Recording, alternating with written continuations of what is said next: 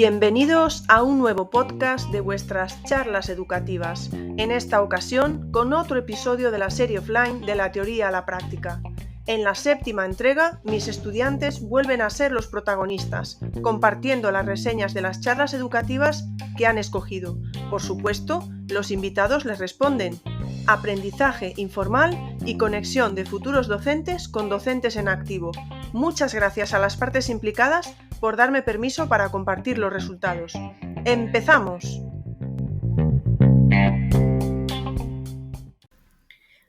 Hola, soy Sara Lapuente Rueda y voy a hablar sobre la charla educativa Patios Inclusivos de la ponente Elvira Fernández, profesora en el Colegio Mestre Martínez Alonso en Mos. Elvira es la coordinadora del proyecto Rediseño de Ambientes Lúdicos y Patios Inclusivos o Patios que Soñamos. La charla comienza con la pregunta por parte de Elvira Fernández si el patio de nuestro colegio es inclusivo o no. ¿Tiene zonas verdes? ¿Está cubierto? ¿Tiene espacio suficiente? Pretende hacernos reflexionar si en nuestro centro educativo se está respetando el derecho del niño al juego. Si nuestro patio no es inclusivo, se está vulnerando uno de los derechos más importantes de la infancia, el derecho del niño al juego. No debemos olvidar que el juego es el éxito de la niñez. Lo que más me ha gustado de la charla es el reconocimiento de la importancia del juego en la infancia. También me ha encantado que todo el proyecto planteado tenga como eje central el paidocentrismo, el niño como el auténtico protagonista del proyecto. Lo que he aprendido de esta conferencia es que no hay que tener miedo en plantear proyectos ilusionantes y revolucionarios liderados por los propios niños y que impliquen de forma ordenada a toda la comunidad educativa, como ocurre en el proyecto O Patio que Soñamos. Una maravilla que sean los alumnos los que hagan del proyecto un nuevo patio inclusivo, igualitario, viable, económico, que permita una libertad de juego a todos los alumnos. Recomendaría el visionado de esta charla porque creo que tiene una misión inspiradora, motivadora, para hacernos reflexionar sobre la importancia que tiene llevar ilusión, innovación e implicación a los centros educativos. Un claro ejemplo es el proyecto O Patio que Soñamos, que nos presenta Elvira Fernández. Me gustaría terminar con una pregunta final y es la siguiente. ¿Tenemos equipos de profesorado en nuestros colegios dispuestos a implicarse en proyectos revolucionarios e innovadores como lo es este? Muchísimas gracias por vuestra atención. Querida Sara, soy Elvira Fernández y estoy encantada después de haber escuchado ese audio en el que te expresas tan correctamente y con esa dicción tan ya de profe. Déjame decirte, me ha encantado escucharte, me encanta que le das importancia al juego. Para mí es un placer encontrarme con gente que valora el juego en la educación como tú. Y creo que ahí está el futuro, que si ya Brunner lo decía en su momento, que al colegio hay que ir a divertirse, pues como no lo vamos a decir nosotras, ¿verdad? Bueno, futura compañera, muchísimas gracias por esa revisión que haces de la charla que dio en su día para Ingrid. Realmente has dado en el clavo con una serie de cuestiones como el paidocentrismo, como la importancia del juego y esa pregunta que dejas al final. Te la respondo rápidamente. En esta vida hay personas que quieren cambiar las cosas, que quieren cambiar el mundo y hay otras personas que simplemente quieren que se quede como esté. Sara, tú eres una de las primeras, así que adelante. Nos vemos en el camino, futura compañera. Un besazo enorme. ¡Mua! Hola, mi nombre es Margot y voy a comentar brevemente la charla educativa de Óscar Casado que se titula Verdades y mentiras sobre la autorregulación y autonomía, que puedes encontrar en el canal de YouTube de Ingrid Mosquera. Óscar nos habla de una práctica que ha llevado a cabo él como maestro y en la que ha investigado con un equipo de profesionales de la educación. Todo nace de los comentarios que los distintos profesores comentan a lo largo de la etapa educativa de los estudiantes, desde infantil hasta la universidad, donde se suele comentar la falta de autonomía de los alumnos a la hora de trabajar y aprender. Y es que para reducir este tipo de comentarios y actuar en consecuencia frente a la falta de autonomía, los mismos maestros o profesores son los que deben responsabilizarse y enseñar a sus alumnos desde una edad bastante temprana a organizarse. Por ello, Óscar nos habla desde la práctica y nos expone algunas de sus plantillas para un curso de primaria en la que explica cómo va guiando al alumnado para que éste mismo consiga organizarse y los beneficios que esto tiene tanto a corto como a largo plazo. Una de las cosas que más me ha gustado es que en la práctica Óscar ha podido observar cómo sus alumnos cada vez son más autónomos y al comienzo de las clases cada uno ya está realizando lo que se ha propuesto para el día. Y creo que esto también ayuda a la motivación de los alumnos por cumplir objetivos cortos y sentirse premiados ese mismo día. Además, el hecho de que tengan tiempo en clase para hacer lo que se proponen conlleva a que en casa solo tengan que realizar aquellas tareas que no han conseguido hacer en clase, y con lo cual reduce eh, el hecho de tener que hacer deberes en casa. Me encantaría introducir este método en mi práctica como docente porque también, como comenta el ponente de la charla, normal es tener grupos de más de 20 alumnos con distintas necesidades de aprendizaje. Y si cada uno de ellos va realizando las tareas en su tiempo, el profesor puede ir prestando atención a grupos más reducidos que necesitan más atención y trabajar realmente desde un enfoque más personalizado con cada alumno. Invito a cualquier docente o maestro a mirar esta charla, ya que la autonomía es algo esencial para la vida cotidiana en el futuro y saber autorregularse y organizarse es algo que no es innato. Y me parece una idea fantástica que los maestros y profesores seamos la guía de los niños para que consigan autorregularse cada vez con mayor éxito. Para terminar, si tuviera la oportunidad, me gustaría saber qué haría Óscar si en la práctica de la autorregulación se topa con alumnos que no son capaces de seguir este método y se sienten estancados organizándose. Un saludo y muchas gracias. Hola Margot, bueno pues muchas gracias por la reseña y el resumen que has hecho de mi charla. Además me parece que acertadísimo porque toca los puntos importantes y yo creo que queda fenomenalmente explicado.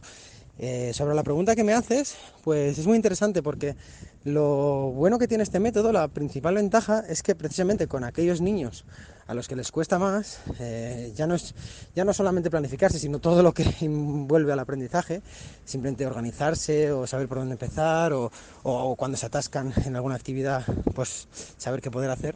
Lo bueno que me permite este método es que como el resto de los niños sí que están organizados y sí que saben lo que tienen que hacer y sí que tienen su plan y pueden irlo siguiendo, da libertad al docente para poder sentarse con ese niño y decirle, mira, pues de momento vamos a aparcar la parte de la autonomía y demás y vamos a ir dando pasitos más cortos y vamos a ir, pues mira, primero planificas conmigo y te voy adaptando ya no solamente los contenidos, las actividades, sino la propia dinámica del aula, el propio método, y entonces pues en lugar de dar un salto tan grande, pues vamos paso a paso, planificamos con él, vamos supervisando todos los pasos que va dando y esto no va en detrimento de la autonomía porque precisamente lo que este niño necesita para ser autónomo es empezar un poquito antes en el sentido de progresión de aprendizaje, ¿no? En un pasito anterior al de sus compañeros, pues ya está, no pasa nada, nos adaptamos a su nivel y con estos niños que tengan más dificultades les vamos haciendo un acompañamiento pues mucho más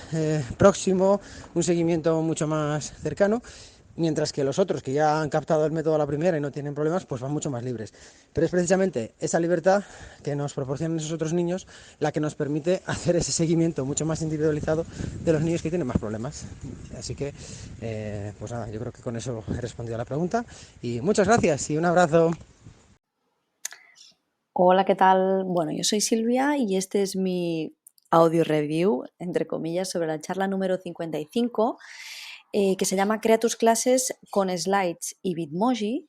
Es una charla en la que Jimena nos cuenta, bueno, sus métodos.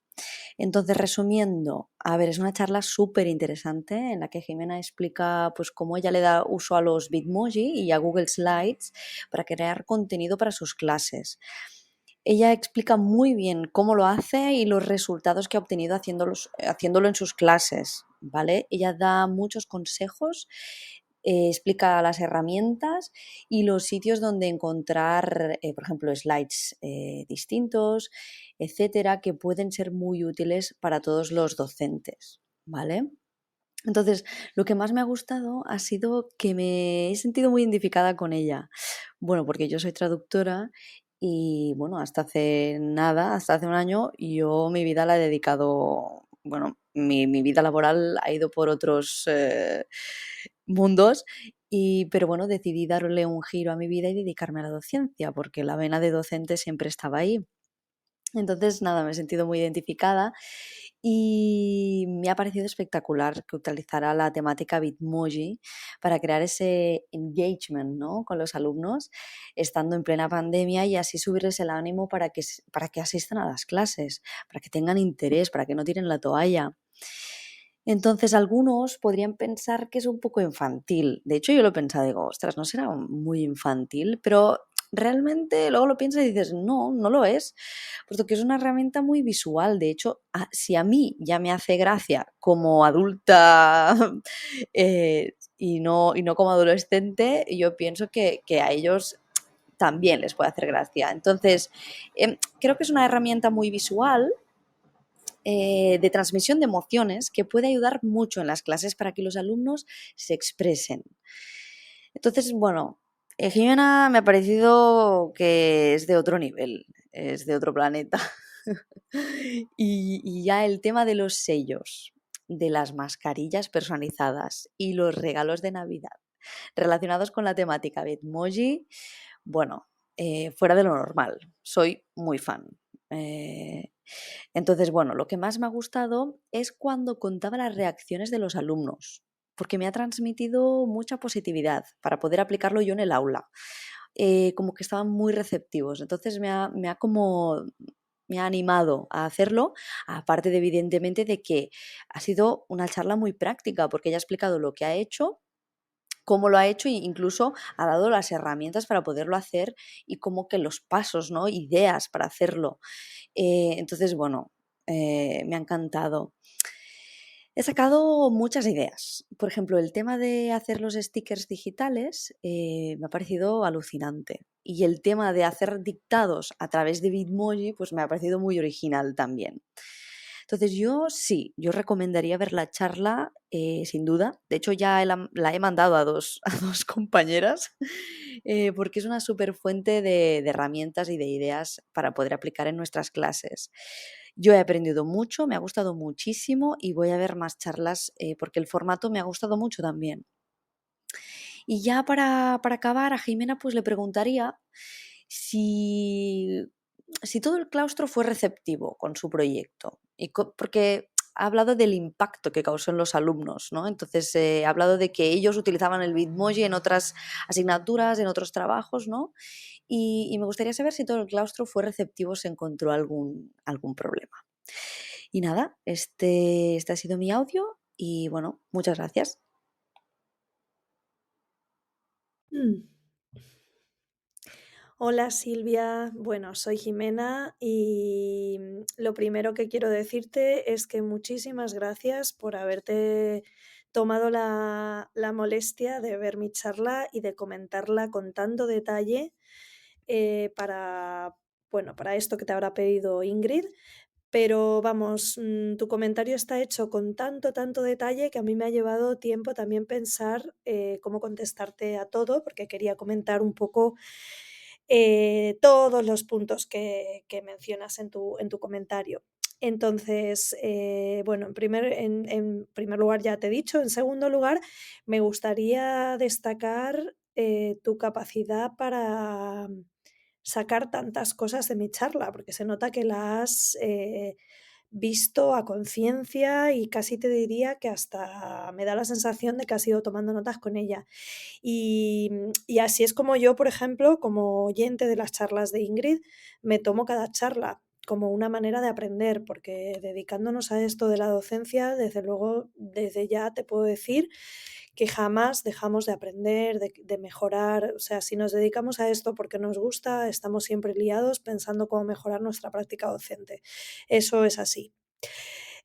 Así que bueno, pues me parece que comentas muchos puntos. Me hace muchísima ilusión que la charla te haya resultado tan interesante, porque mi objetivo con la charla era precisamente que fuera útil y práctica. Y con tu comentario veo que efectivamente lo ha sido. Em, Sobre lo que comentas de si Bitmoji puede ser infantil o no, sí, yo también tenía esos miedos antes de ponerlo en práctica en el aula, pero luego me di cuenta de que a todos nos gusta. Yo doy clase hasta segundo bachillerato y veo que a todos nos gusta que nos sorprendan con pequeños detalles. Y la verdad, por la experiencia que he tenido, el Bitmoji causa sensación de primero de la ESO a segundo de bachillerato por igual, o incluso te diría que cuanto más mayores son los niños, más valoran esa labor que hacen los profes por ellos. Con lo cual, en ningún momento el proyecto por parte de los alumnos pareció infantil ni nada por el estilo. Luego también te quería comentar lo que mencionas sobre pues que te gustó la positividad que transmitía yo cuando contaba las reacciones de los alumnos y demás. Y sí, es uno de los elementos que me movía a seguir, que me movía y que me mueve a seguir innovando y a hacer cosas diferentes, porque al final, cuando eres docente, si tú transmites buen rollo, al final consigues engancharlos. Siempre hay alguien reacio, siempre hay alguien reticente que odia tu asignatura, pero a mí me han llegado a decir que odian el alemán, pero no odian el alemán conmigo. Y eso es un gran halago, ¿no?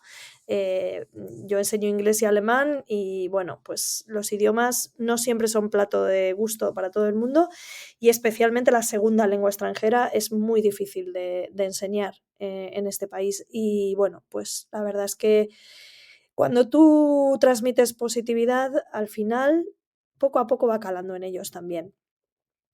Gracias por recomendar la charla también. Me alegra mucho que los stickers digitales y los dictados con Bitmoji te hayan parecido ideas originales y ojalá las pongas en práctica en no mucho tiempo. Y bueno, pues ya para acabar, contestando a tu pregunta, me preguntas si el claustro fue o no receptivo con el proyecto. Pues la verdad es que el proyecto fue muy bien recibido por todo el alumnado. Y por el profesorado, a ver, les gustaba la idea, pero no todos fueron o estuvieron dispuestos a convertirse en Bitmoji. Entonces, bueno, tuve la suerte de que las tutoras de mi curso, con las que yo compartía curso, o sea, todas las tutoras de tercero de la ESO en ese momento, se implicaron en el proyecto y, bueno, pues hubo otra compañera y yo que tiramos más de ellas, pero todas por igual intentaron enganchar a su clase con el proyecto. Pero no se implicaron por igual, ¿no? Entonces, bueno, pues eso se notaba también en la clase, que había clases que había que tirar más de ellos, clases con más iniciativa, las de las profesoras que les habíamos transmitido con más ilusión el proyecto y clases que se limitaban a hacerlo justito con Bitmoji, en aquellos casos en que sus tutores no habían a lo mejor transmitido el proyecto con tantas ganas, ¿no? Y por otro lado, me quedó una cosa pendiente que no pude hacer el año pasado, que me hubiera encantado hacer, que es conseguir que todo el claustro de 15, 16 profesores que tenía de tercero de la ESO se convirtieran en Bitmoji, usaran la aplicación y me mandaran su Bitmoji para hacer una foto de grupo de todo el profesorado que daba clase en mi tutoría.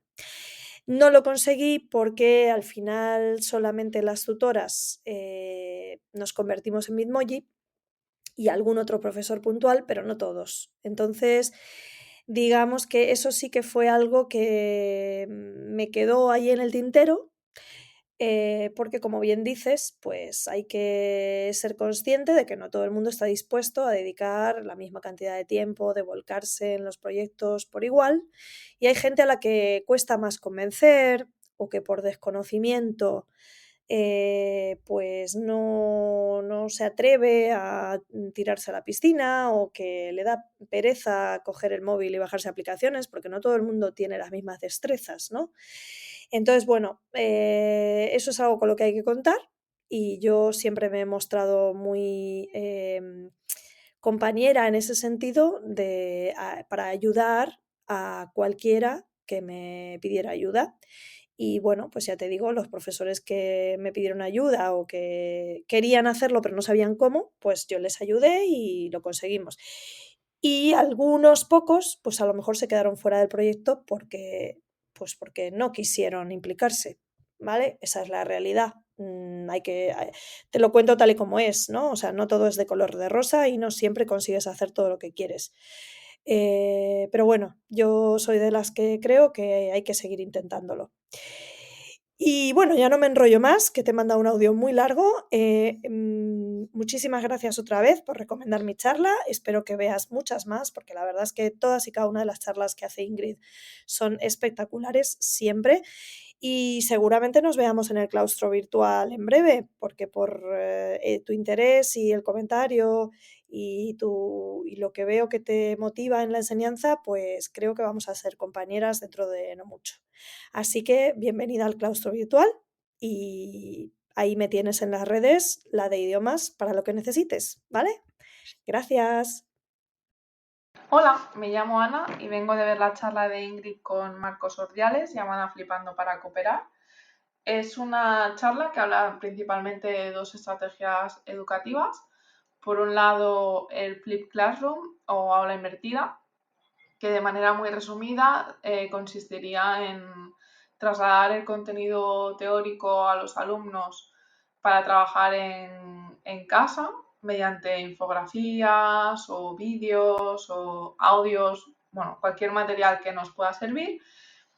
Y luego en clase llevarlo a la práctica, ver si realmente se ha asumido ese contenido y realizar actividades para poder corregir los errores que puedan tener los alumnos, poder resolver los posibles problemas que puedan surgir y, en definitiva, pues guiarles en este aprendizaje.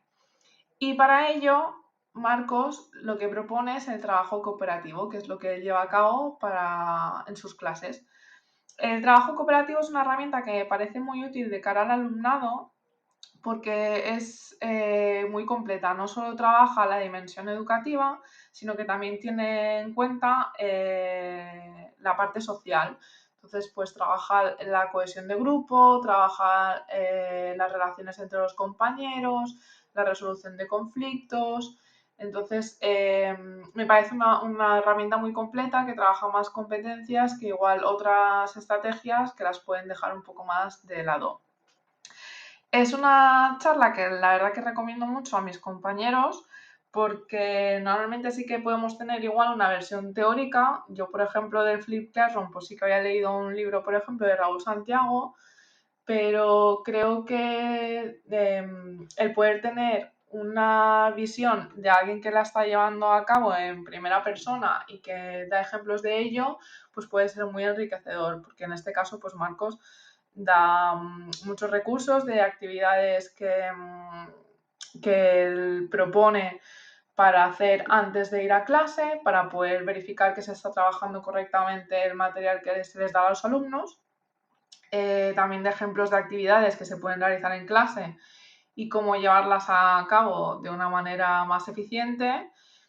Y también pues maneras que cómo podemos evaluar después que ese conocimiento realmente se ha asimilado correctamente y que hemos tenido éxito en nuestra misión. Entonces, pues no tanto como para tener una visión solo teórica, sino como para tener una visión más completa y de cómo aplicarlo y cómo trabajarlo en clase, pues me parece muy recomendable.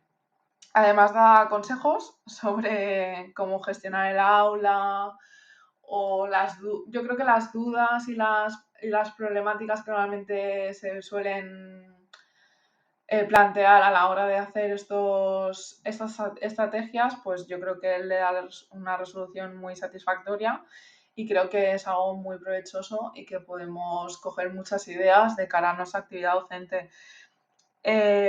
Si pudiera preguntarle algo, yo creo que lo que le preguntaría es, porque, bueno, él, por lo que he entendido, es profesor de primaria, de primero y de segundo ciclo, ha estado en ambos ciclos, pero creo que lo que le preguntaría es, en caso de la secundaria, que es lo que a nosotros nos ocupa en este caso, ¿qué diferencias cree que puede haber? ¿Qué cosas quizá haría diferente?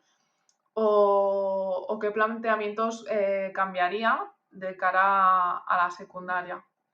Y nada más, la verdad que muchísimas gracias por este vídeo porque me ha parecido muy interesante y lo dicho, muy, muy útil para futuros docentes como nosotros. Un saludo. Hola Ana, lo primero tengo que darte las gracias por todas esas conclusiones que has dado de la charla. Ojalá todos los los docentes o todas las personas que puedan escuchar esa charla pues se queden con esa misma impresión y aprovechen tanto como veo que has hecho tú, pues todas las palabras o lo que hemos compartido entre Ingrid y yo, ¿no? Me ha gustado muchísimo eso que has dicho, la dimensión educativa y social, ¿no? Para mí es fundamental que no solo nos fijemos en el ámbito educativo, sino que cada uno de los alumnos es diferente, cada uno tiene un entorno diferente, cada uno tiene unas características diferentes y que nosotros nos tenemos que adaptar a ellas y sobre todo tenemos que pensar que tengan éxito o no en la escuela, muy probablemente en el futuro pues sean trabajadores de algún trabajo donde tienen que aprovechar todo eso que nosotros les estamos inculcando en la actualidad. Por lo tanto, me parece súper positivo que haya sacado esa conclusión. Me haces una pregunta, ¿no? Si cambiaría algo respecto a secundaria. Pues mira, yo lo que diría es que en secundaria los alumnos dejan de ser sujetos activos, no son tan participativos quizás como lo son en primaria. Entonces lo que tenemos que hacer es engancharles y para la manera de engancharles siempre es haciéndoles que hagan y que piensen. Y cuando digo que hagan, no es que hagan algo práctico solamente, no.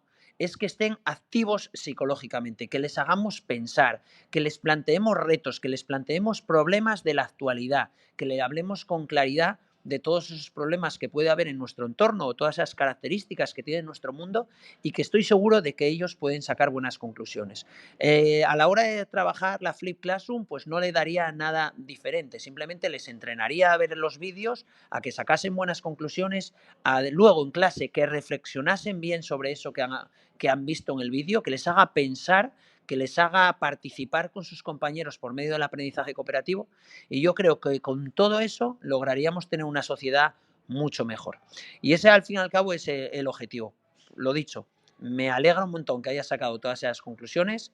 Gracias por haber escogido mi charla y nada, cuando quieras ya sabes que por redes sociales me puedes escribir y puedo echarte una mano para lo que necesites, ¿vale? Venga, adiós. Hola, mi nombre es Felipe Oliveira y grabo este vídeo para contestar al reto 2 de la actividad de didáctica de la profesora Ingrid. En este audio voy a hablar sobre una de las charlas educativas del canal de YouTube de Ingrid, la número 11, que es una charla con una profesora y directora que se llama Noelia y se titula Un pupurrí de metodologías. Bueno, primeramente se me pide hacer un resumen de cómo ha sido el vídeo. Bueno, Noelia estaba explicando qué metodologías y dinámicas utiliza en clase. He hablado específicamente de un proyecto de viaje que era el de París. Ella tenía que hablar del contenido de francés que hablaba de los números ordinales y tuvo la idea de hablar del mapa de París, que es una ciudad que está dividida en distritos y claro, cada distrito pues es un número ordinal, el primero, segundo, tercero, cuarto. Entonces, claro, ese fue el punto de partida, pero curiosamente y de forma muy creativa, ella fue capaz de desarrollar aún más la actividad. Entonces, después de ver el mapa, como ha visto que los alumnos estaban muy interesados, pues han empezado a planificar un viaje de 3 días en París y qué harían el primer día, qué harían el segundo, y ahí, claro, involucrando temas como decir las horas y horarios en francés, vocabulario de transporte, precios. Y bueno, y también habló mucho de cómo hizo la distribución de tareas y cómo involucrar a los alumnos en este proceso.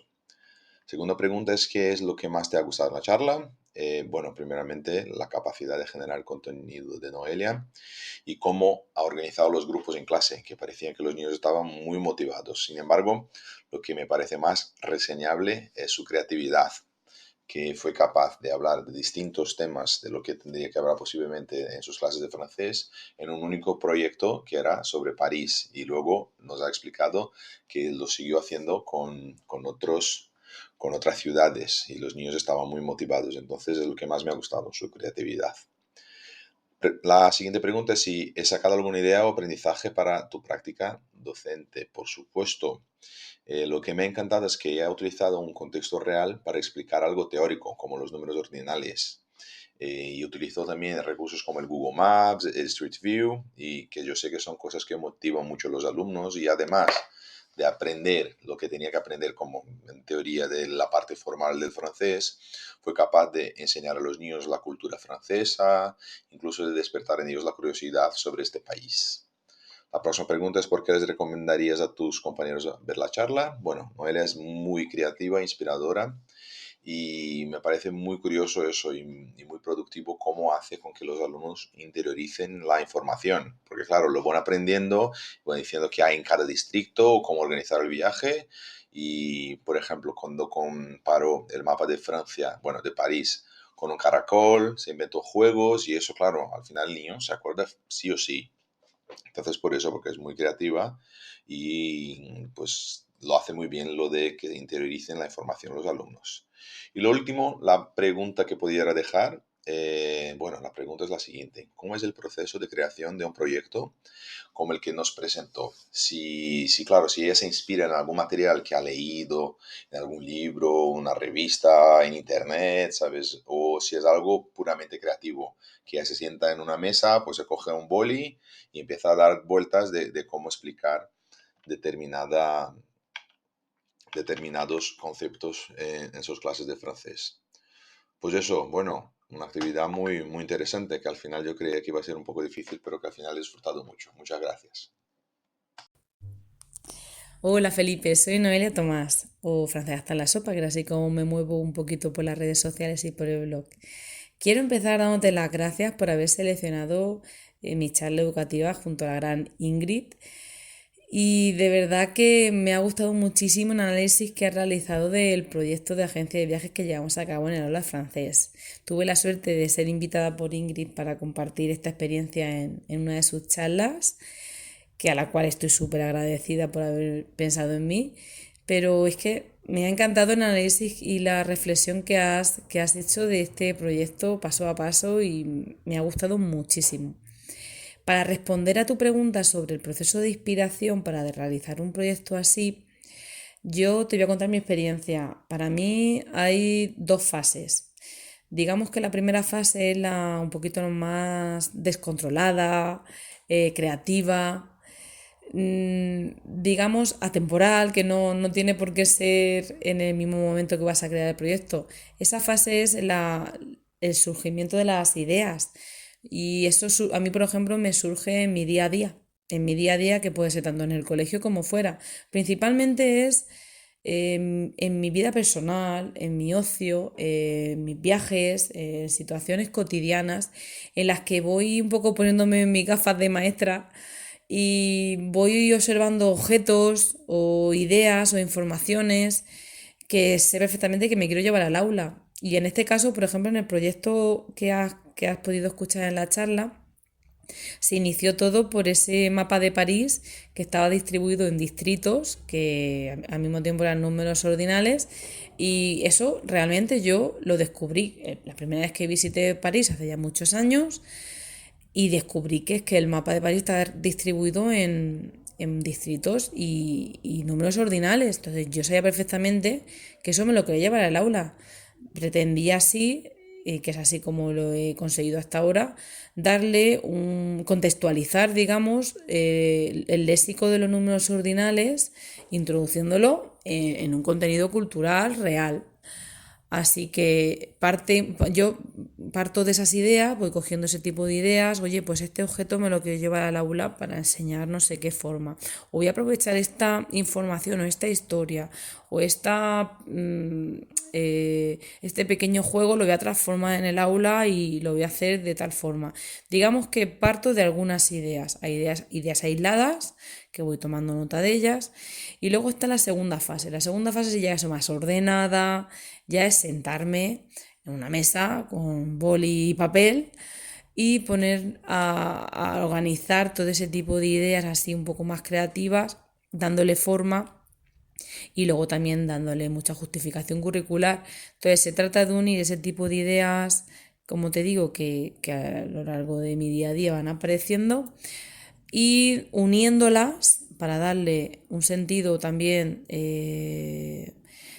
más curricular, introduciendo objetivos, criterios de evaluación, desarrollando también un camino, un proceso en el que el proyecto va avanzando. Muchas veces el proyecto, una vez organizado y planificado, se varía porque el día a día con los alumnos puede suceder que haya caminos que surgen y por los que tienes que pasar, y yo en eso soy muy fan de pasar por los caminos que te marca el proyecto, pero Sería la unión, este tipo de proyectos sería la unión entre esas ideas creativas y motivadoras, inspiradoras, esas temáticas, esos hilos conductores, sumados a la parte, digamos, más curricular y más didáctica, en la que sería sentarse para darle un sentido también educativo y que el proyecto al final finalice en esos tipos de objetivos y programaciones que todo docente pues debe tener. Así que espero haber resuelto un poquito tu pregunta y te agradezco muchísimo de nuevo que hayas elegido mi charla y un abrazo para todos. Hola, mi nombre es Ainhoa y voy a hablar sobre la charla de Susana López Romero, Discord como herramienta educativa. La ponente comienza mencionando cómo el audio siempre acaba resurgiendo en nuevos formatos para adaptarse a la situación y a la época que le toca vivir. Además, se menciona cómo en esta época de pandemia que nos ha tocado vivir, hemos acabado haciendo un abuso de la videoconferencia, como si quisiéramos usar la imagen para justificar la atención y dedicación a aquello que estamos haciendo. Sin embargo, parecemos olvidar el hecho de que poner una cámara implica ser el centro de todas las miradas, lo que puede crear una sensación de miedo e incluso ansiedad. Para terminar de demostrar que la imagen no siempre es necesaria en estos contextos telemáticos, saca a colación un estudio de Daniel Richardson, que demostró que el audio tiene un mayor impacto que la imagen en el cerebro, ya que el consumo de vídeos es un proceso más pasivo que aquel del consumo de audios, ya que se procesa más y mejor la información porque el cerebro necesita prestar mayor atención. Una vez justificada que la necesidad de la cámara no es tan imprescindible como creíamos, la ponente destaca Discord como herramienta educativa de audio muy útil para el aula. Un argumento que parece tener mucho peso es que probablemente la mayor parte de nuestro alumnado ya conozca la aplicación, porque es muy conocida y muy usada en el mundo de los videojuegos.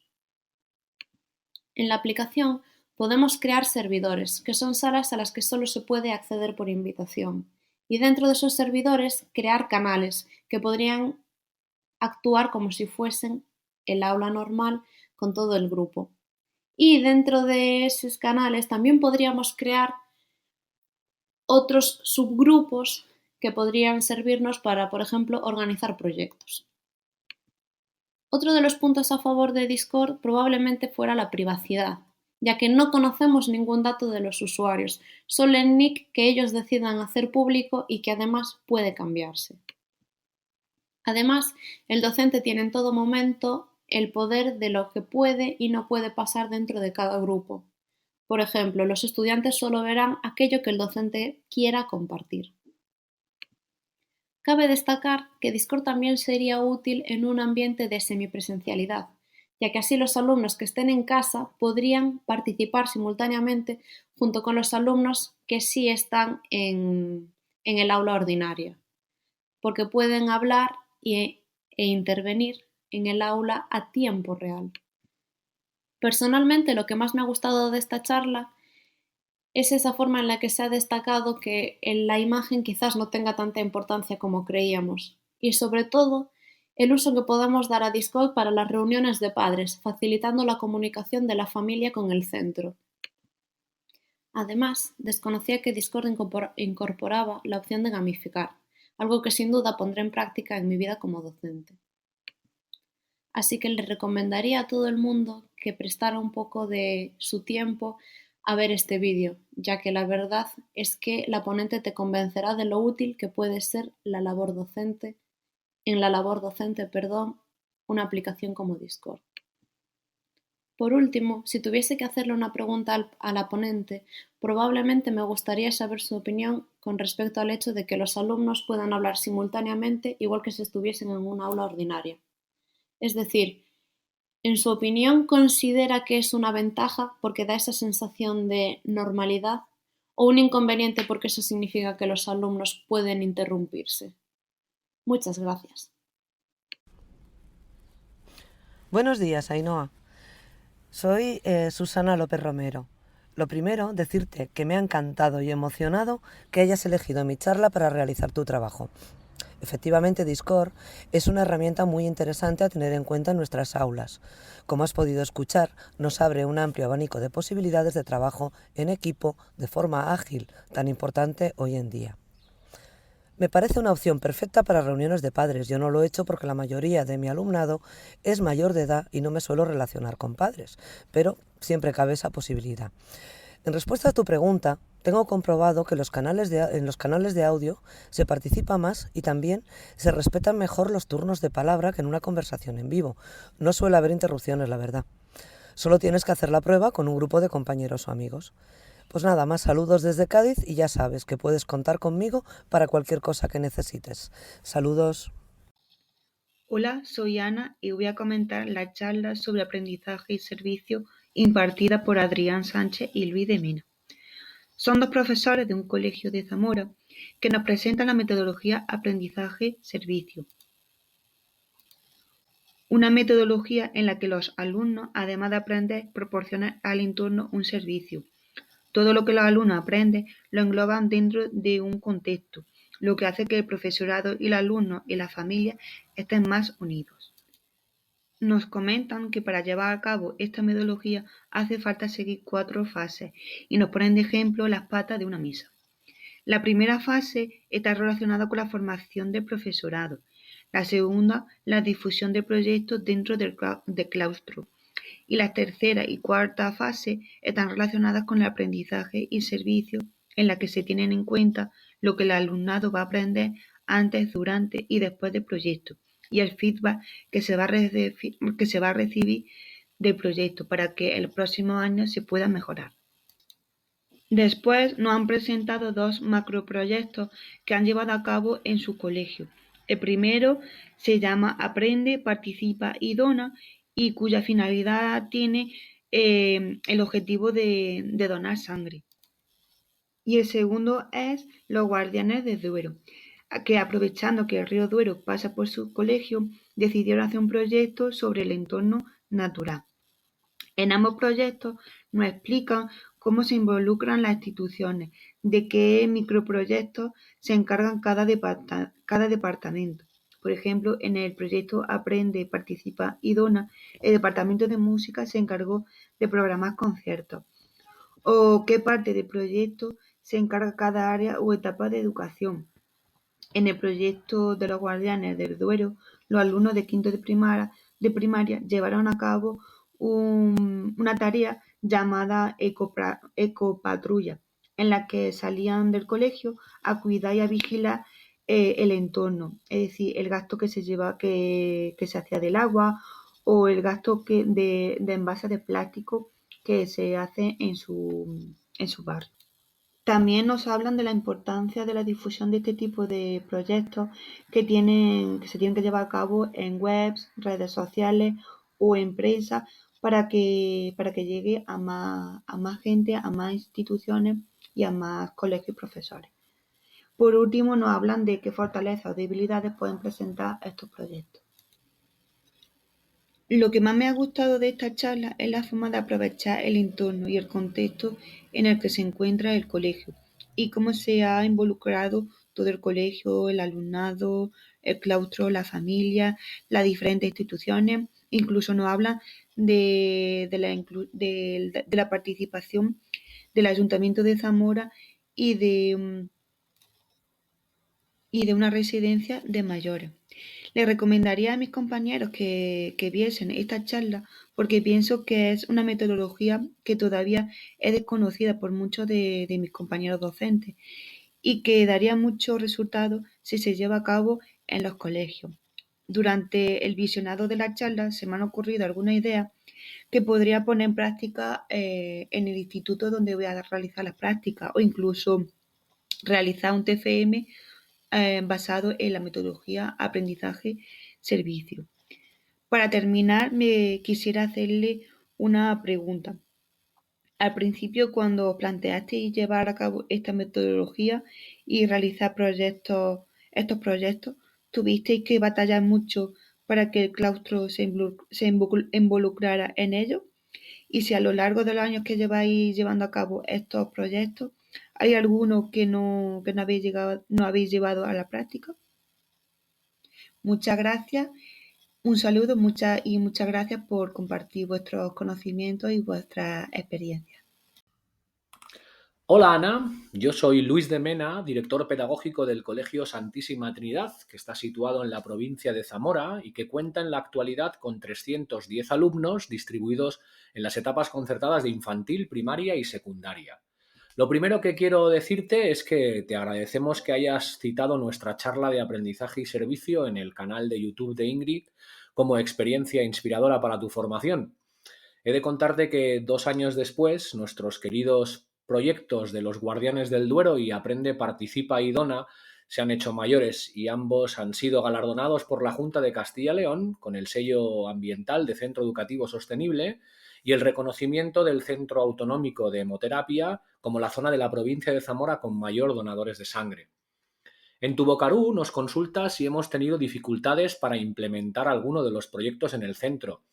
Y aquí tengo que decirte que soy muy afortunado porque cuento con un claustro al que nos va la marcha y que es fácil tocarnos la fibra para engancharnos en aventuras similares a los APS. No obstante, te voy a contar que el camino ha sido duro. El truco, creo, bajo mi punto de vista, está en rodearte al principio de un equipo reducido de profes que tengan inquietudes comunes. En nuestro caso, en el APS de los Guardianes del Duero, comenzamos con los 4 amantes de la naturaleza y luego fuimos enredando al resto de departamentos.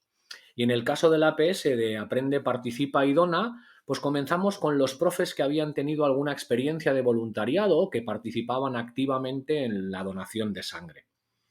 El primer año, en ambos casos, tratamos de recoger el máximo número de evidencias posibles, pues aspectos motivadores que habían provocado el desarrollo del proyecto, actividades, dificultades que nos habíamos encontrado, porque ese cúmulo de datos se convertirían en poco tiempo en las fortalezas y debilidades que marcarán la hoja de ruta y las pautas que tú debes seguir para ir introduciendo al resto del claustro. En cuanto a la consulta que nos haces de si tenemos algún proyecto pendiente o ideas que no han funcionado, te diré que nuestra comisión de coordinación pedagógica, que es un grupo de profes y coordinadores de las diferentes etapas que nos reunimos 1 hora a la semana única y exclusivamente para pensar, pues se ha convertido en una fuente de ideas. Entonces la pandemia nos privó de desarrollar un APS de internivel que se llama el Banco del Tiempo y que consiste en que los alumnos de primaria y de secundaria comparten en la franja del recreo los talentos que tienen entre ellos. Pues aquel que le encanta la cocina puede llegar a montar un taller de creación de croquetas. El que sabe tocar la guitarra presta su tiempo para enseñar a tocar la guitarra a otro compañero. El que es muy hábil con el balón en los pies, pues se convierte en un maravilloso freestyle para otros amigos que quieren aprender a dar toques con el balón, etcétera, etcétera, ¿no? Y además tenemos una lista enorme de propuestas de mejora para otro APS que consideramos como comisión que tiene mucho margen de mejora y que le pusimos el nombre de las Peque Olimpiadas. Se trata de utilizar al alumnado de secundaria para formarlo en profesores de educación física, concretamente en el ámbito de la psicomotricidad, y que inviten a las guarderías que están situadas en el barrio donde está ubicado el colegio a que vengan a conocer nuestro programa de desarrollo básico y de atención primaria a alumnado con dificultades en el aprendizaje y en la psicomotricidad. Es un proyecto que tenemos ahí pendiente, que lo hemos puesto en práctica con alguna sesión, pero que sabemos que tiene muchísimo margen de mejora, como te decía antes. Bueno, Ana, y espero haberte aclarado tus dudas. Además, te invito a conocer nuestro centro y su didáctica si en alguna ocasión te acercas por aquí, por Zamora. Oye, un fuerte abrazo a todos tus compañeros y un saludo enorme a Ingrid. Nos vemos en el claustro virtual. Hasta pronto. Hola a todos, os voy a hablar sobre la charla educativa número 50 del 12 de mayo de 2021 con Antonio Calvillo, cuyo título es Tecnologías para aprender haciendo. Antonio Calvillo, entre otras cosas, es profesor de música en el IES Doñana de Sanlúcar, de Barrameda, Cádiz, y en esta charla explica la metodología que usa sus clases. Antes de todo, deja claro que el fin de su labor docente es el de llegar a la cúspide de la pirámide de la taxonomía de Bloom, que no es otra que la fase de creación, y de hecho afirma que su objetivo es que su alumnado aprenda haciendo y creando cosas, dado que crear implica entender, aplicar, analizar, evaluar lo que se está aprendiendo. Por consiguiente, su método didáctico se focaliza sobre todo en un aprendizaje basado en proyectos o retos, junto con un aprendizaje colaborativo para la gestión de los grupos en el aula. Además, recurre a la práctica de Flipped Classroom, gamificación y a algunos proyectos de aprendizaje y servicio y aprendizaje basado en eventos. Podríamos decir que sus clases no son convencionales, ya que prácticamente no hay libros de texto, usa conciertos, exposiciones orales y juegos como forma de evaluación, y en el aula, que él mismo define más bien como un taller o un laboratorio, los alumnos son libres de expresar su propia creatividad en todo momento. En la charla, Calvillo sigue explicando las varias actividades y proyectos que normalmente organiza con sus alumnos en cada curso. Entre ellas se puede destacar el uso de diferentes herramientas tecnológicas, la realización de programas de radio y listas de reproducción en Spotify, la edición de vídeo y audio, los proyectos interdisciplinares basados en el uso de la realidad virtual y aumentada, los cuentos musicales, además de la práctica musical con el grupo de rock llamado School of Rock y de proyectos realizados en colaboración con otros centros educativos españoles. Lo más interesante es que casi todos estos proyectos no surgen de él, sino que nacen de una idea, de una necesidad, de la curiosidad de los alumnos. Para terminar, Calvillo explica en su manera de evaluar, indicando las rúbricas como principal herramienta para la evaluación de las presentaciones y de los proyectos de los alumnos. Luego, quiz digitales como Kahoot, Quizzes, que a veces están creados por los mismos estudiantes para la evaluación de los contenidos teóricos, además de observación y feedback en la clase y autoevaluación. Lo que más me ha gustado de la charla ha sido el poder tener un ejemplo real de buenas prácticas didácticas, un ejemplo tangible de cómo es posible integrar en el aula diferentes herramientas tecnológicas e implicar al alumnado de manera tan directa en su aprendizaje. Asimismo, me ha llamado la atención enormemente el sentido positivo, la importancia que el ponente da al saber ofrecer un aprendizaje individualizado, personalizado y emocional a todos los alumnos. Además del hecho de que Calvillo fomente en sus clases el uso de la tecnología y de la creatividad, considerando esta última el eje principal del aprendizaje en general. Aparte de las 1000 ideas para el uso de la tecnología en clase y para fomentar la creatividad, lo que más me ha impactado y que me gustaría implementar en mi práctica docente es el método de evaluación de Defiendo mi nota. Se trata de una actividad que Calvillo propone al final del curso, en donde el alumnado tiene que recoger las evidencias de lo que ha aprendido y realizado a lo largo del año, entrevistando también a compañeros y familiares. Con este material, los alumnos tienen que presentar un vídeo en el que defienden la nota que consideran que se merecen. Creo que, aparte de ser una actividad extremadamente útil, puesto que da la oportunidad a los estudiantes de reflexionar sobre el trabajo realizado y sobre lo que han aprendido en todo el año escolar, es una actividad muy divertida e innovadora. Recomendaría a mis compañeros que viesen esta charla, ya que estoy segura de que podrían sacar muchísimas ideas para sus clases y porque para mí ha sido una ocasión perfecta para reflexionar sobre mi rol docente y sobre la importancia de innovar constantemente. Si pudiese dejar una pregunta al ponente, le preguntaría ¿cuáles son los mayores obstáculos que encuentra a la hora de organizar y sobre todo de realizar sus proyectos? ¿En qué medida es importante que el centro educativo se implique en ellas y facilite la puesta en práctica de proyectos tan innovadores? Buenos días, Elena. Soy Antonio Calvillo.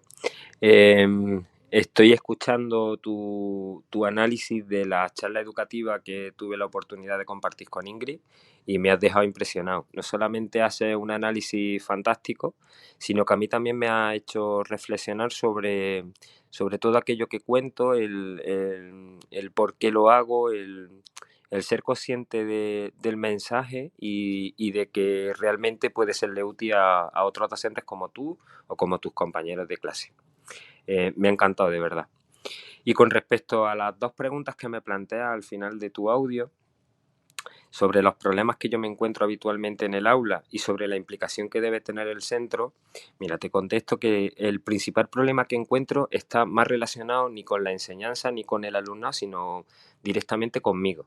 Mi mayor problema pasa por mi capacidad y por la dedicación que hago para evaluar los aprendizajes de mi alumnado, para detectar pequeños problemas y así poder personalizarle su aprendizaje. Me parece fundamental que detectemos esos pequeños problemas, tanto en los distintos equipos que utilizo en el aula, como en problemas de entendimiento, de capacidad o de trabajo diario. Porque creo que debemos tratar al alumnado individualmente con sus capacidades y haciendo hincapié en que cada uno tenemos una serie de inteligencia un poco más destacadas que otras, si nos vamos al plano de las inteligencias múltiples, que debemos potenciarlas y que cada uno tenemos unas por destacar y por apoyar para el trabajo en equipo de manera cooperativa. Ese es mi mayor problema, la capacidad y la dedicación que hago para encontrar la personalización de cada uno de mis estudiantes. Y por otro lado, con respecto a la importancia de la implicación del centro, sí, yo la dividiría en dos partes. Por un lado, en el equipo directivo que tiene que dejar de hacer. Los docentes tenemos que tener cierta libertad y el equipo directivo tiene que darle su apoyo para que todo funcione y marche bien, y en ese aspecto yo estoy muy contento porque mi equipo directivo son conscientes de lo que hago, el por qué lo hago y el cómo lo hago, los resultados que obtengo, y me dan la libertad que necesito como para poder introducir en mis clases todo aquello que considero mejor para el aprendizaje de mi alumnado. Y por otro lado, con respecto a mis compañeros, en esa implicación del centro, también soy muy afortunado porque no solamente admiran lo que hago, sino que lo respetan, se interesan y quieren saber el qué hago, el cómo lo hago, qué resultados tengo. Para mí eso es fundamental en la docencia, para que no seamos bichos raros, sino que aprendamos unos de otros y vayamos enriqueciendo nuestras prácticas con el espejo que podemos hacer, el reflejo que podemos transmitir a nuestros propios compañeros. Por último, no menos importante, el tema de la familia.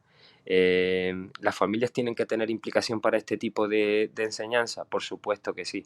Y esa implicación pasa por el respeto, por la información detallada cuando consideremos nosotros oportuno, cuando ellos consideren oportuno, y por que la información fluya de una manera constante, para que, a pesar de no tener libro de texto, de no mandar tareas para casa, de no hacer exámenes, todo fluya, haya un ambiente cordial y el entendimiento no deje de ser continuo, para que ellos, que no son expertos en docencia, estén cerca de nuestras prácticas y nos apoyen en todo aquello que necesitemos. Sí, yo soy muy afortunado en este sentido. Bueno, pues ya está, espero habértela resuelto. Me ha encantado poderte grabar este audio, me ha encantado escucharte, y lo dicho, espero que os sirva, que nos inspiremos unos a otros, que nos copiemos muchas cosas, que es necesario en educación, y que necesitamos docentes implicados, apasionados, que les guste lo que hace y que piensen que por sus manos está pasando el futuro de nuestros estudiantes y por ende nuestro propio futuro. Así que enhorabuena y a seguir dando caña. Hola a todos, yo soy Marta y vengo a hablar de la charla número 53, titulada Gamificar, cómo, por qué y para qué, y cuyo ponente fue Tomás García. En primer lugar se pusieron algunos conceptos teóricos para así poder llegar a entender mejor lo que era la gamificación. Así que se trataron los conceptos teóricos de juego, aprendizaje basado en juego y gamificación, y además las diferencias entre estos. Más tarde se trató el concepto de la motivación, además de la autoeficacia y la mentalidad de crecimiento. y también la teoría de la autodeterminación. Después de esto se dieron los pasos a seguir a la hora de gamificar, es decir, que sería necesario tener en cuenta los intereses y gustos del alumnado y también el tipo de jugador que nos vamos a encontrar, para así diseñar algo que realmente motive a todos los alumnos, es decir, a toda la clase. Para esto, Tomás se interesó en los gustos tanto a la hora de jugar como a la hora de ver películas o series de los alumnos. Pasando a los ejemplos, que es lo que más me gustó de la charla, se pusieron 2 ejemplos de gamificaciones, uno sobre el Ministerio del Tiempo y Narnia, pero finalmente Tomás se centró más en la temática de Narnia. Para la gamificación con la temática de Narnia se utilizó la web Wix y Tomás finalmente explica las distintas actividades y vídeos que componen esta gamificación. En cuanto a las ideas que he sacado bastantes ideas de cara a mi futuro como docente, ya que me parece una idea bastante útil y además mediante el uso de este tipo de recursos el alumnado siempre está más motivado, lo que a veces resulta difícil de conseguir. Por esto mismo recomendaría esta charla educativa porque puede aportar muchas ideas y despertar la curiosidad de todos para realizar este tipo de actividades en el aula. Me ha resultado muy inspiradora.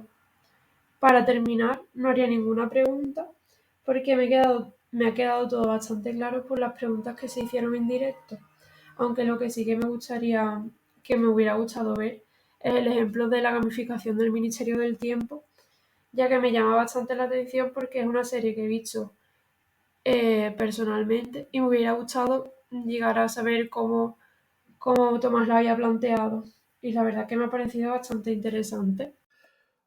Hola Marta, soy Tomás, el que dio la charla sobre gamificación con Ingrid, y me gustaría agradecerte que hayas visualizado esta charla y que sepas que me produce mucha satisfacción pues que te haya gustado, que hayas aprendido y sobre todo que puedas aplicarla en tu futura práctica docente.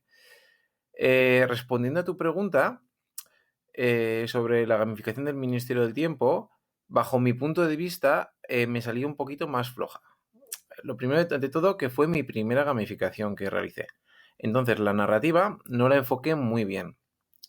Como bien sabrás, hablo sobre el viaje del héroe y la importancia de conectar la narrativa a los objetivos de aprendizaje.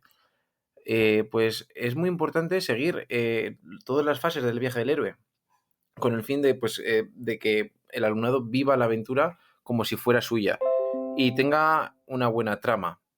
En esta del ministerio pues no sigo muy bien el viaje del héroe, sí que hago la llamada, ¿no? Que el alumno se tiene que involucrar al Ministerio del Tiempo, que son elegidos, pero luego no termino muy bien lo que es todo la fase, por ejemplo, la fase de resurrección, la fase de dificultad que parece que estamos perdiendo, pero luego al final ganamos, un nuevo mentor. Todo eso no lo sigo muy bien. Y luego también, como verás, pues a veces las insignias que hay están un poco menos elaboradas que la de Narnia. Verdaderamente que la de Narnia me ocurrió un poquito más todo. Y sobre todo lo que más me gustó fue el enfoque que le di a la narrativa. Yo creo que especialmente la narrativa tuvo mucho boom en clase y los chavales lo que más disfrutaron fueron la narrativa. Aparte de los puntos, insignias y todo que les gustaron, yo creo que la narrativa se engancharon muchísimo. Sí que te voy a contar algo que no conté en la charla, debido a que no está en el Wix, no se ve, porque es una dinámica de juego, una mecánica de juego que creé montando unas cartas que yo hice, pero no la puse en la Wix. Entonces, como bien sabrás, en la charla comento que yo lo que intento favorecer es la triada del cooperativo, especialmente la interdependencia positiva, que es el éxito de uno, es el éxito de todos, fundamental para que el trabajo cooperativo funcione. Entonces, como quería potenciar eso, debido a que en la clase pues, había bastante competitividad y no había mucha cohesión de grupo, lo que hice fue crear cartas grupales que beneficiaran a todo el equipo. Cuando uno conseguía esa carta de grupo, la beneficiaba a todo el equipo. Entonces creé cartas de equipo, por ejemplo, cartas especiales de Susan, cartas especiales de Edmund, Peter y Lucy. Y cada carta pues tenían diferentes habilidades, dependiendo un poco de las características del protagonista de la historia. Por ejemplo, Lucy pues podía curar a otros equipos si quería. Y pues ya sabéis que a veces, como mencionó, la bruja a veces podía atacar y quitar puntos, o a veces entre equipos también había alguna carta de que se podían quitar puntos o quitar dinero. Entonces, pues con esa carta podían salvar a otros grupos. Luego, pues también había cartas que todo el equipo conseguía puntos. O a veces había también, pues como he dicho, pues que quitaba dinero mágico a otro grupo. Por ejemplo, Peter tenía alguna carta que podía quitar dinero a otro grupo. Pero luego también había cartas defensivas, como las de Susan, que podían esquivar el ataque, o las de Edmund, que era, como le puse en plan, que era el campeón de inteligencia, pues que podía, por ejemplo, engañar, y por ejemplo, si la bruja le quitaba los puntos, pues devolver devolver ese ataque de puntos a la bruja y ganarlos, o a otro jugador y ganarlos. Esa fue un poco la dinámica y les gustó bastante. Había momentos en clase que jugábamos con las cartas estas de los equipos y bueno, fue una experiencia muy buena. Y sobre todo lo que más querían era ganar esas cartas, más que las cartas de la silla o las cartas del examen o lo que sea, lo que más querían era ganar esas cartas. Así que tuvo más éxito esas cartas de equipo que las cartas individuales. Hola, soy Rocío y voy a realizar una reseña sobre la charla educativa Metodologías activas en FP, de Coral García Ramada. La charla trata sobre la aplicación de distintas metodologías activas en FP. Todo ello, Coral lo cuenta basado en su propia experiencia en el aula, y algunas de las metodologías que nos explica son la clase invertida, el aprendizaje cooperativo, el pensamiento visual y la gamificación. Además, también nos habla de una serie de proyectos que ha realizado con sus alumnos. Lo que más me ha gustado de esta charla ha sido el proyecto llamado Supercontables, ya que combina distintas herramientas para que los alumnos trabajen. Y además es una manera muy atractiva y dinámica que puede ayudar a que los alumnos se impliquen en la materia y estén motivados por aprender. Este proyecto, en mi opinión, es un claro ejemplo de que los adolescentes y los adultos también juegan y aprenden jugando, y no solo hay que limitar el aprendizaje basado en juegos para alumnos de primaria. Una de las ideas que he extraído para poner en práctica en el aula es el uso de tarjetas de recompensa para motivar a los alumnos a hacer las actividades y a no dejar la asignatura de lado. La verdad es que nunca me había planteado establecer un sistema de recompensas en etapas como la educación secundaria, bachillerato o FP, ya que los estudiantes son mayores y me parece que no se engancharían a este sistema. Sin embargo, sí que gracias a este vídeo pienso que sí que se puede adaptar algún tipo de recompensa que a ellos les motive y les mantenga activos en clase. Recomendaría totalmente ver esta charla a mis compañeros y a otros docentes que impartan clase a FP, porque se trata de un nivel sobre el que aún nos queda mucho por descubrir y aprender. Siento que no se le da la misma visibilidad a FP que a otras etapas como la educación secundaria o el bachillerato. Y es importante que no nos olvidemos del alumnado de FP y que les motivemos y ayudemos en el proceso de enseñanza-aprendizaje. Finalmente, si pudiera hacerle una pregunta a Coral, es que, aunque sabemos que es importante combinar metodologías e ir variando en el aula para intentar llegar al máximo número de alumnos posible, mi pregunta es que si tuviera que escoger una de las metodologías de todas las que plantea, ¿con cuál se quedaría o cuál considera la más completa? Gracias. Hola Rocío, muchas gracias por haber elegido la charla. La verdad es que has realizado muy buena síntesis. Me alegro de que consideres que Supercontables es un buen proyecto y que también hayas descubierto las tarjetas de recompensa. Me encanta que apoyes la formación profesional y que consideres que tiene que tener también más visibilidad. Respecto a tu pregunta de la metodología que elegiría, pues una cosa hay veces que te lleva a otra. Por ejemplo, cuando yo elegí Flip Classroom para el módulo de técnica contable, lo hice porque necesitaba ganar tiempo de clase. Lo que ocurre es que para motivar que ese alumnado pues viera los tutoriales en casa, entonces ahí tuve que hacer algo como introducir las tarjetas de recompensa, formular las preguntas luego en clase en modo juego, y eso me llevó también a establecer, ¿no?, lo que sería la gamificación para todo el curso, viendo un poco la respuesta. Entonces es importante pues tener claro qué es lo que buscamos, cuál es el objetivo, cuál es pues la finalidad a conseguir, y luego adaptarlo al grupo, ¿vale? Eso también es importante. Y por ejemplo, para mí un básico sería el aprendizaje cooperativo, porque que se establezca esa relación, esa colaboración entre alumnado, pues creo que también es esencial. Pero no te diría una más que otra, pues por lo que te he comentado, ¿no? Porque influye mucho también qué es lo que vayas a buscar. Bueno, espero haber contestado tu respuesta y me he alegrado mucho de escucharte. Un abrazo, Rocío. Nos vemos.